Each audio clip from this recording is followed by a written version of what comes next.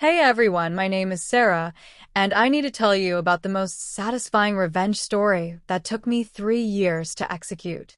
It involves my ex-boyfriend, a breakup that nearly destroyed me, and a real estate purchase that changed both our lives forever.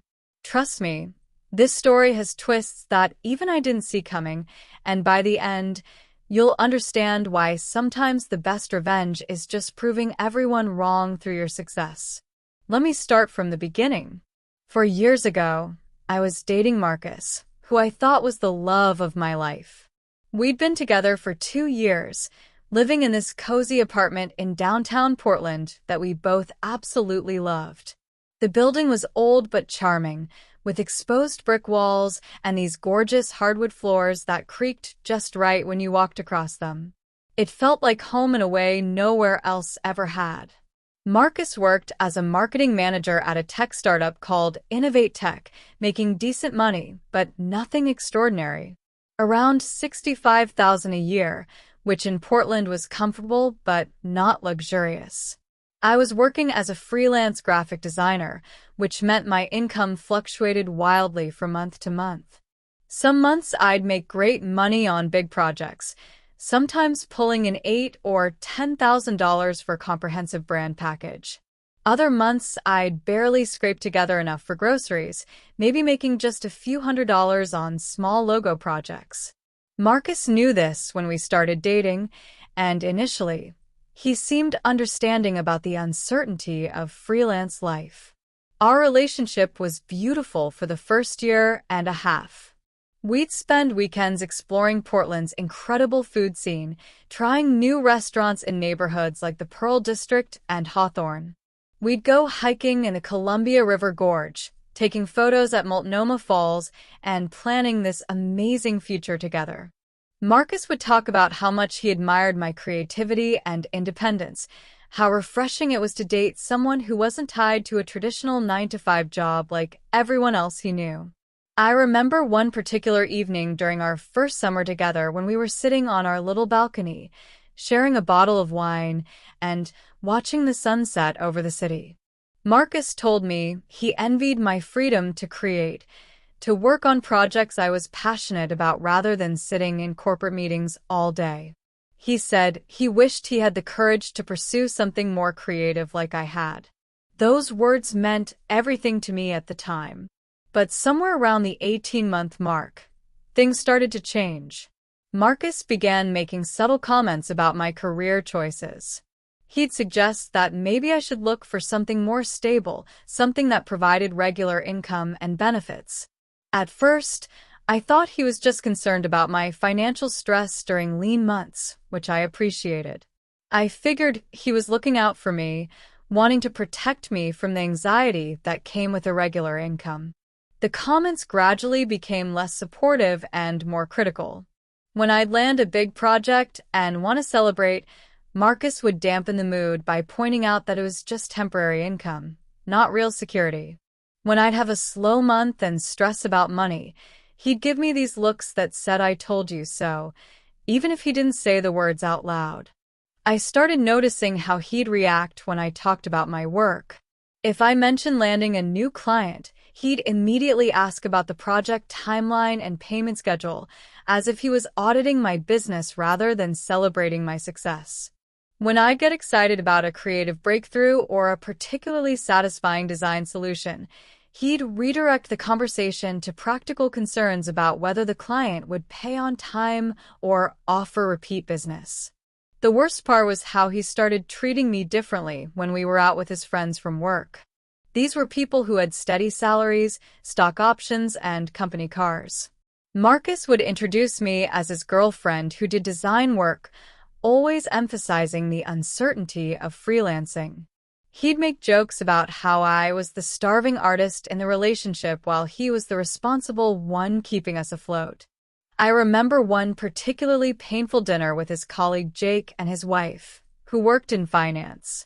The conversation turned to retirement planning and investment strategies, and Marcus made this comment about how lucky he was to have employer-matched 401k contributions, unlike some people who had to figure out retirement planning on their own. The The way he said some people while looking at me made it clear he was talking about freelancers in general and me specifically. Our living situation became a constant source of tension. We split everything 50-50 when times were good, but during my lean months, Marcus would end up covering more of the expenses. He started keeping track of these contributions in a way that felt less like partnership and more like debt collection. He'd mention how much extra he'd paid for rent, utilities, or groceries, always with this tone that suggested I owed him more than just money. What hurt the most was how he'd bring up these financial contributions during arguments about completely unrelated topics. If we disagreed about weekend plans or whose turn it was to clean the kitchen, Marcus would somehow work in a reference to how much he'd been supporting me financially. It was like he was keeping a running tab of my inadequacy. The beginning of the end came during what I now call the Christmas incident. I'd had a particularly tough few months work-wise, struggling to find clients as many businesses slowed down their marketing efforts toward year-end. This was always a challenging time for freelancers in the design industry, but that year seemed especially difficult. Marcus had been covering most of our shared expenses, and the stress of owing him money was eating away at me. We'd planned to visit his family in Denver for Christmas, but I had to admit I couldn't afford the plane ticket. I'd been hoping to book a last-minute project that would give me the funds, but it fell through when the client decided to postpone their rebrand until the following year. When I told Marcus I might have to skip the trip, his reaction was unlike anything I'd seen from him before. He exploded, saying he was tired of my financial irresponsibility, that he felt like he was dating a teenager who couldn't manage basic adult responsibilities. The words that really stuck were when he said he was embarrassed to bring me around his family because he had to explain why his girlfriend couldn't afford a simple plane ticket. That fight lasted 3 days. Marcus said he needed space to think about our relationship and whether he wanted to keep dealing with someone who couldn't contribute equally to building a future together. I spent those 3 days crying, applying for every design job I could find online, and questioning everything about my career choices. When Marcus came back, I thought we were going to work things out. I'd prepared this whole speech about how I was going to make changes, maybe look for part-time employment to supplement my freelance income. Instead, he told me he'd been doing some serious thinking and realized we wanted different things in life. He said he needed someone who could be a true partner, someone he could count on to contribute equally to shared goals like buying a house, starting a family, or planning for retirement. The breakup was devastating, but what happened next was what really broke me. Because our lease was in both our names, but Marcus made more money, he stayed in the apartment while I had to find somewhere else to live quickly. I ended up in this tiny studio across town that was all I could afford on short notice. The place was maybe 400 square feet, with a Murphy bed and a kitchenette that barely qualified as a kitchen. About a week after I moved out, I realized I'd left some things at the apartment, some books, a few kitchen items, and my good camera's equipment that I used for client work. I texted Marcus asking if I could come by to pick them up, and he said sure, but to make it quick because he was having people over later. When I got there, he was already entertaining some of his coworkers, and they were clearly in the middle of celebrating something. I was gathering my things when I overheard Marcus telling his friends about our breakup. He was describing me as this financial burden he'd finally gotten rid of, someone who'd been holding him back from achieving his goals. He said he felt like he'd been carrying dead weight and was excited to finally be able to save money and invest in his future. But the part that really crushed me was when one of his friends asked if he missed me at all, and Marcus laughed and said the only thing he missed was having someone to split the rent with, but that the financial freedom of not supporting someone else more than made up for it. He said he'd learned his lesson about dating broke people and was going to be more careful about partner selection in the future. I left without saying anything, but those words echoed in my head for months. Broke people, like being freelance, made me some kind of charity case he'd been tolerating out of pity. Like my financial struggles define my entire worth as a human being. The months following our breakup were honestly the darkest period of my life.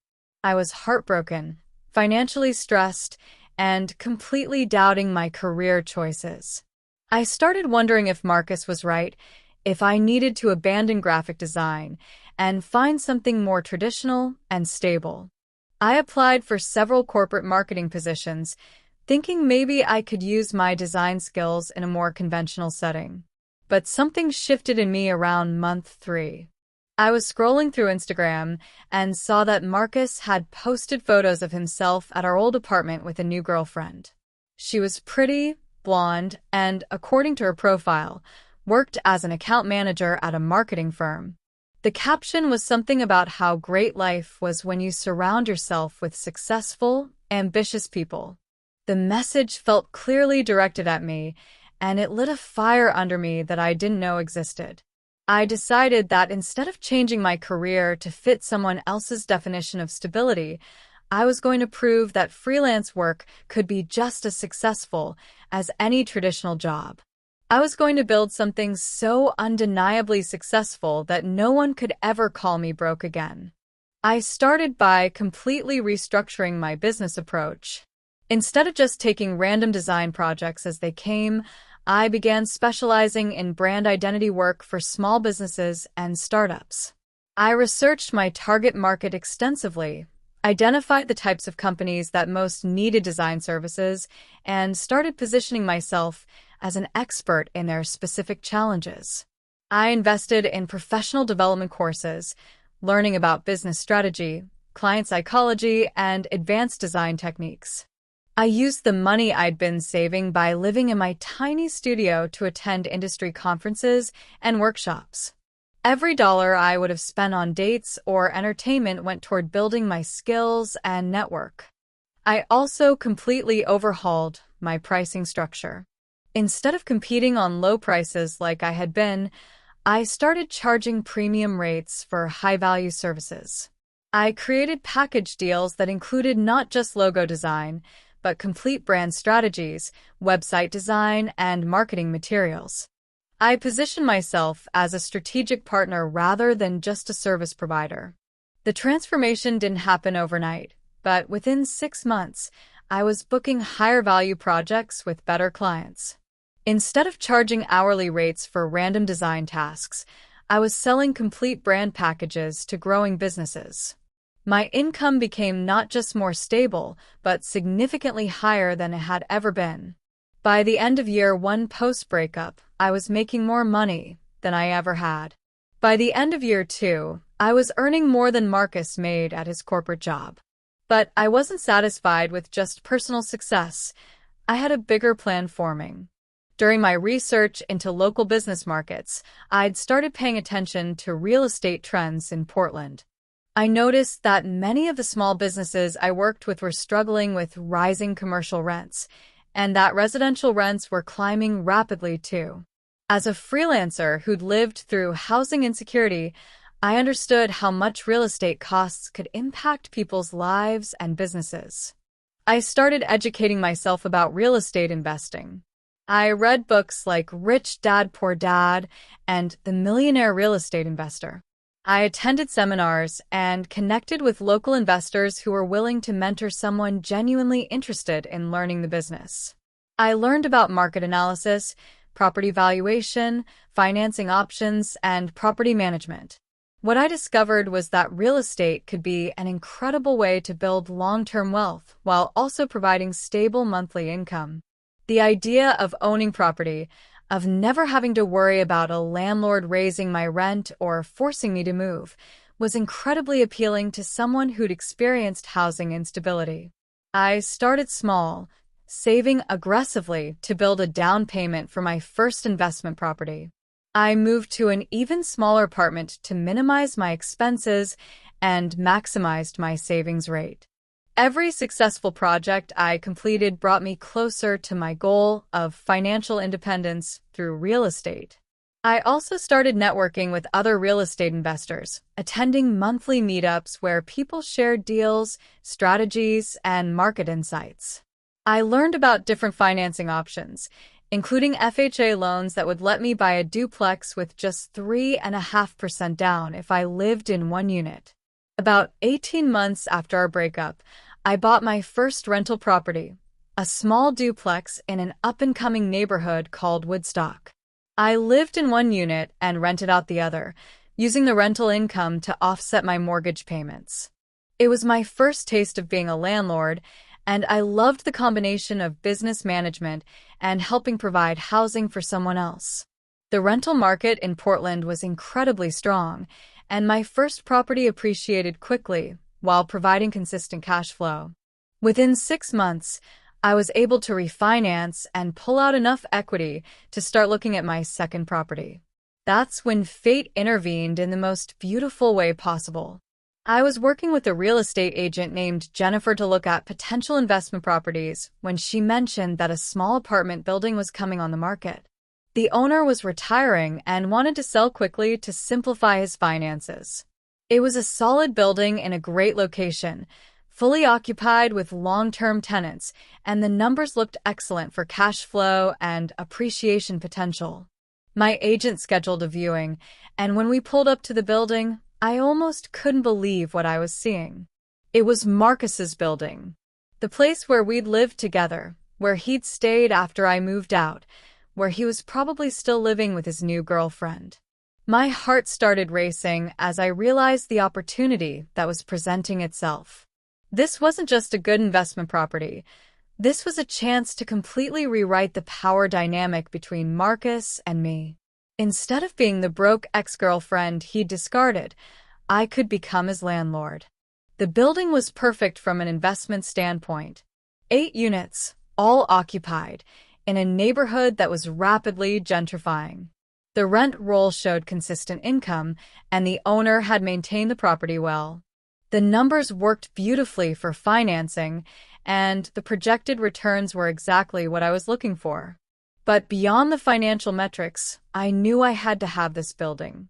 The symbolism was too perfect, the poetic justice too beautiful to pass up. The woman Marcus had called broke was about to become the person who controlled his housing situation. I put in an offer that day, slightly above asking price to ensure it would be accepted. I knew I was making an emotional decision as much as a financial one, but sometimes the best revenge is also the best business decision. The purchase process took about 45 days, during which I was simultaneously excited and nervous. I kept imagining the moment when Marcus would find out that I was his new landlord. I wondered if he'd recognize my name on the management company paperwork, or if it would take him a while to figure out who was now collecting his rent checks. I decided to handle the transition professionally, but with a personal touch. Instead of having my property management company send out a standard letter about the ownership change, I wrote a personalized note to all the tenants introducing myself as the new owner. The letter explained that I was a local entrepreneur who specialized in working with small businesses and understood the importance of stable, affordable housing for building strong communities. I included my background in design and real estate, emphasizing my commitment to maintaining the building as a quality place to live. For Marcus specifically, I added a handwritten note at the bottom. "Hi Marcus, I look forward to working with you as my tenant. I think you'll find that I'm quite reliable when it comes to managing my business responsibilities. Best regards, Sarah." I had the letters delivered on a Friday afternoon, knowing that Marcus would likely read his over the weekend and spend 2 full days processing the information before he could even think about how to respond. The call came on Monday morning. Marcus's voice was a mixture of confusion, disbelief, and something that might have been fear. He asked if there had been some kind of mistake, if I was really the person who'd bought his building. I confirmed that yes, I was now his landlord, and that I looked forward to maintaining a professional relationship with him as my tenant. I mentioned that I'd reviewed all the current leases and everyone was in good standing, so there wouldn't be any immediate changes to his living situation. Marcus tried to probe about how I'd managed to buy the building, clearly struggling to reconcile his image of me as financially irresponsible with the reality that I now owned real estate worth over $2 million. I kept my answers brief and professional, explaining that my business had grown significantly since our breakup and that real estate was a natural extension of my investment strategy. The conversation was awkward but civil. Marcus seemed to be trying to figure out if this was some elaborate scheme to get back at him, or if I was genuinely just his new landlord.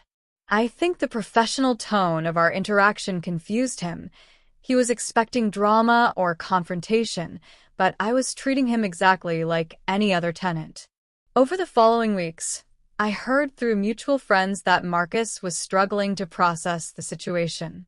He'd been telling people that his ex-girlfriend had somehow bought his building, but nobody could quite understand how the broke designer they'd heard about had managed to become a property owner. The first rent collection was particularly satisfying. Marcus paid on time, and I sent him a professional receipt along with information about building policies and my property management procedures. Seeing his name on the rent roll, knowing that he was now paying me every month, was better than any fantasy revenge I'd ever imagined. But what made the situation even better was how it forced Marcus to confront his assumptions about success and financial stability. He'd been so convinced that traditional employment was the only path to financial security, but here I was, owning the building he lived in through the freelance career he dismissed as unreliable. I learned from neighbors that Marcus had become somewhat obsessed with figuring out my financial situation. He'd been asking questions about property values, mortgage requirements, and investment strategies, clearly trying to understand how I'd managed to accumulate enough wealth to buy real estate. The building turned out to be an excellent investment. The rental income covered all my expenses with strong positive cash flow, and the property appreciated steadily in Portland's hot real estate market. Within a year, I had enough equity to purchase my next property, building a portfolio that generated substantial passive income. Marcus remained a model tenant, always paying rent on time and never causing any problems. I think the role reversal had genuinely humbled him, forcing him to confront the fact that his judgments about my financial capabilities had been completely wrong. About a year after I bought the building, I received a letter from Marcus asking if we could meet to discuss something important. I agreed, curious about what he wanted to talk about after months of purely professional interactions. We met at a coffee shop near the building, and Marcus seemed genuinely nervous. He told me he'd been doing a lot of thinking about our relationship and how it had ended. He said he realized he'd been unfair in his judgments about my career and financial situation, and that seeing my success had forced him to confront some uncomfortable truths about his own attitudes. Marcus admitted that he'd been insecure about his own financial situation and had projected those insecurities onto our relationship. He said that criticizing my freelance career had been easier than dealing with his own anxiety about money and success. He apologized for the things he'd said during and after our breakup, particularly the comments about dating broke people and being embarrassed by my financial situation. He acknowledged that those words had been cruel and unfair, and that my success had proven how wrong his assumptions had been. I appreciated the apology, but I told Marcus that the most important thing I'd learned from our breakup was that I never again wanted to be in a relationship where my worth was measured by someone else's definition of financial success. The experience had taught me to build my own security rather than depending on someone else's approval. Marcus asked if I thought we could ever be friends again, and I told him that while I held no grudge, I thought it was best if we kept our relationship professional. Too much had happened for us to go back to any kind of personal connection, but I respected him as a tenant and hoped he felt comfortable in the building. Our conversation was civil and even healing in some ways, but it also confirmed that buying the building had been about more than just revenge. It had been about proving to myself that I could create the kind of financial security that no one could take away from me. Today, my real estate portfolio includes 5 properties across Portland, generating substantial passive income alongside my continued design work. I've transitioned from doing client work to creating digital products and courses that teach other freelancers how to build sustainable businesses and invest in real estate. Marcus still lives in the building, though he broke up with the girlfriend he was dating when I bought the property. He's actually become one of my better tenants, and our interactions are cordial, if not warm. I think the experience taught both of us valuable lessons about making assumptions about other people's capabilities. The building itself has been a fantastic investment. I've made some improvements to common areas and updated a few units between tenants, increasing both the property value and the rental income. The neighborhood has continued to appreciate, making my initial investment worth significantly more than I paid for it. Looking back, I realized that Marcus did me a favor by breaking up with me. His criticism of my financial situation forced me to examine my business practices and make changes that ultimately led to much greater success than I would have achieved if we'd stayed together. The experience taught me that the best response to someone who underestimates you is not to argue or try to convince them they're wrong, but to quietly build something so undeniably successful that it speaks for itself. Actions really do speak louder than words, especially when those actions involve collecting rent from someone who once called you broke. I never set out to become a landlord for revenge, but I can't deny that there's something deeply satisfying about the way things worked out. Every month when Marcus pays his rent, it's a reminder that success isn't about having a traditional career or impressing other people with your stability. It's about building something real that creates value for yourself and others. The woman Marcus thought was too broke to be worth dating is now someone whose business decisions affect his daily life. The freelancer he said couldn't contribute to a shared future is now the property owner who provides his housing. Sometimes the best revenge really is just living well and proving doubters wrong through your success. If there's one thing I want people to take from this story, it's that other people's opinions about your potential mean absolutely nothing. The person who thinks you're not good enough, not stable enough, not successful enough, they don't get to define your worth or your future. Build something amazing and let your success do the talking.